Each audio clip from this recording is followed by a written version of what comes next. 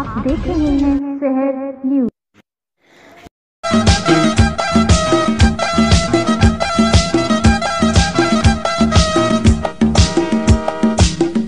हमारा PSF मैं सब का, हमारा माइनॉरिटी विंग भी बैठा हुआ है, मैं सब का इंतहाई मशकूर हूँ कि आप इतने शॉर्ट नोटिस पे हमें रात को 11 बजे पार्टी ऑफिस से इतला मिली कि ये सुबह आज का इजलास मुनक्कद करना है। तो मैं आपका इंतहाई मशकूर हूँ कि आपने इतने शॉर्ट नोटिस पे सब लोग तशरीफ़ लेके आए। आपका बहुत बहुत शुक्रिया। मैं समझता हूँ कि बातें गुजरात के हवाले से डॉक्टर ज़ाहिद ज़हीर साहब ने आपको गुजरात का प्लान दे दिया है। इंशाअल्लाह ताला हम आज रात से ही अपना काम करना शुरू कर देंगे और इंशाअल्लाह इस जलसे को गुजरांवाला वाले को भरपूर तरीके से इंशाअल्लाह कामयाब करवाएंगे। और कमर साहब से गुजारिश है कि प्रेस के कुछ दोस्त खारियाँ के और लाला मूसा के आए हुए हैं, तो अगर आप अपनी स्पीच के बाद कुछ थोड़ा सा टाइम उनको भी दे दीजिए, वो आपसे अलहदगी में बैठ के थोड़ा सा बातचीत करना चाहते हैं। बहुत शुक्रिया, बहुत मेहरबानी। रहमानिर्रहीम। पाकिस्तान पीपल्स पार्टी के सूबाई ओहदेदारान, डिवीज़न, डिस्ट्रिक्ट, तहसील, सिटीज़, एलाइड विंग्स, तमाम ओहदेदारान और कारकुनान जो यहाँ तशरीफ़ लाए हैं, अस्सलाम वालेकुम। मैं आप सब दोस्तों का, अपने प्रेस वाले साथियों का बहुत मशकूर हूँ। हम बड़े शॉर्ट नोटिस पे आपको, जैसे चौधरी साहब ने भी कहा, बाकी जाज साहब ने भी कहा, तो हमने बड़े शॉर्ट नोटिस पे आपको इनवाइट किया। उसकी वजह भी चौधरी मंजूर साहब ने आपको गुजारिश कर दी है। और मैं कोशिश करूँगा कि मैं मुख्तसर तरीन अल्फाज में ये जो इस वक्त की सूरत हाल है वो आपके सामने रखूँ और हमारी ये तारीख़ी ज़िम्मेदारी क्यों है, क्यों हमें ये अपनी ज़िम्मेदारी अदा करनी है, वो आपके सामने रख पाऊँ। मेरे दोस्तों, मेरे साथियों, पाकिस्तान पीपल्स पार्टी जब कायम की गई थी तो 1967-68 में जो बुनियादी कज़िया था, मुल्क के अंदर मार्शल लॉ था, एक जर्नैल की हुकूमत थी, जबर था और उसके अपने मुंतखब एक निज़ाम उसने मुसल्लत किया हुआ था इस मुल्क के ऊपर, जिसकी वजह से पाकिस्तान बड़ी तेज़ी से फ्रेगमेंट हो रहा था, टूटने की तरफ जा रहा था, पाकिस्तान कमज़ोर हो रहा था।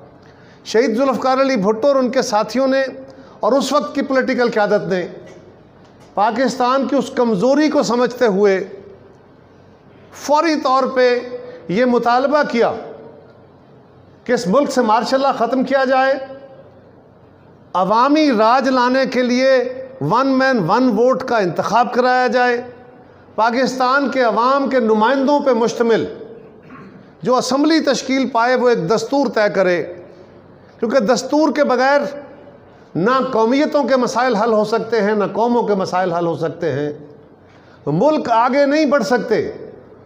मार्शल लॉ में भी निज़ाम तो चल रहा होता है, इकॉनमी तो चल रही होती है, रोज़ी रोटी तो लोग कमा रहे होते हैं, स्कूल खुले होते हैं, कॉलेजेस खुले होते हैं, ज़िंदगी रुकी नहीं होती।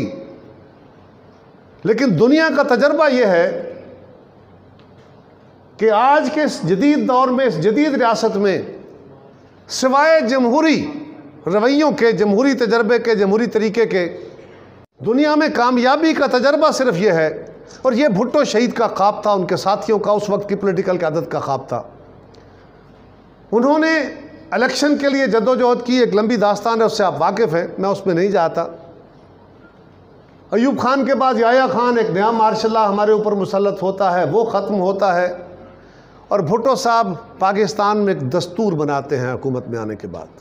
और आपको बखूबी इल्म है कि भुट्टो साहब के ऊपर कुछ ना आकबत अंदेश या कोई जाहिल लोग ये भी इल्ज़ाम लगाते हैं कि वो जी हाँ ये बात दुरुस्त है, वो सिविलियन मार्शल लॉ एडमिनिस्ट्रेटर बने, लेकिन इसलिए बने कि मुल्क में कोई दस्तूर कानून नाम की चीज़ नहीं थी। उस वक्त मुल्क को मार्शल लॉ रेगुलेशंस के तहत चलाया जा रहा था, लिहाजा भुट्टो साहब ने सिविलियन मार्शल एडमिनिस्ट्रेटर का ओहदा संभाला।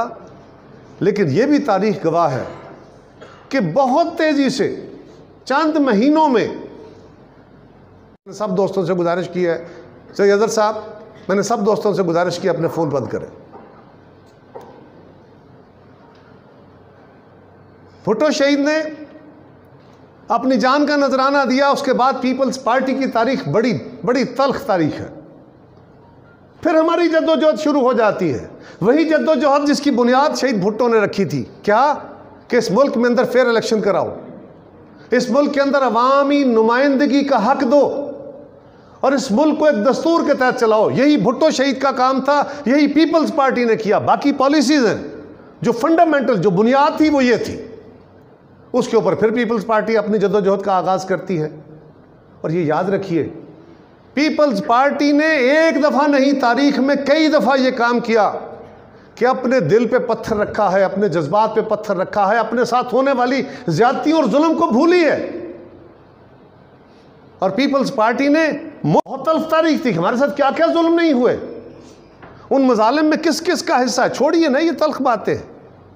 आज हमारे मुखालफों का और कुछ हमारे साथियों का दिल करता है कि हम मसाला लगाएं, हम इस तरह की बातें करें और वो फिर उसको चटकले चला के और फिर तफरीक पैदा करें, इख्तलाफ पैदा करें।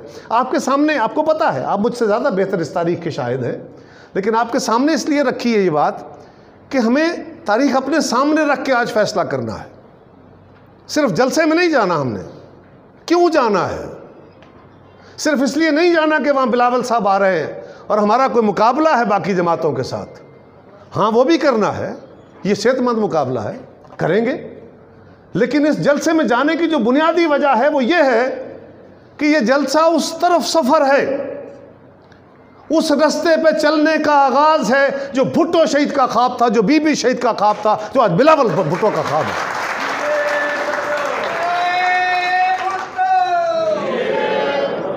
50 साल से पीपल्स पार्टी अपनी बुनियाद से लेके आज तक जिस जद्दोजहद में है वो ये है कि इस मुल्क में अवामी राज हो, इस मुल्क के अंदर एक दस्तूरी हुकूमत हो, इस मुल्क के इदारे अपने अपने आईनी दायरे कार के अंदर रह के काम करें।